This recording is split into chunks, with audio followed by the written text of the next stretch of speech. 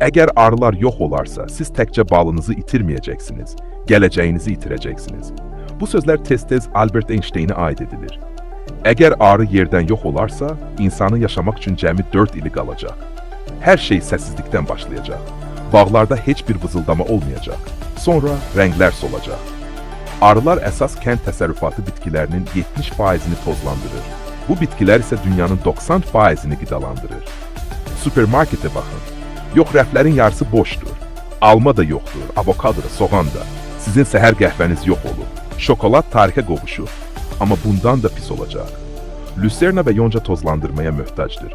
Onlar olmasa heyvanları bəsləyə bilməyəcəyik. Deməli, ət və süd məhsulları da yox olacaq. Hətta pambıq kimi geyimlərimiz də onlara bağlıdır. Tarixdə heç bir şeyə bənzəməyən qlobal acılıqla üzləşəcəyik. Müharibələr başlayacaq. Son düyü kisələri uğrunda. Biz elə davranırıq ki, bu planetin sahibi bizik. Amma həqiqət budur ki, bütün sivilizasiyamız kiçik bir həşəratın kürəyində dayanır.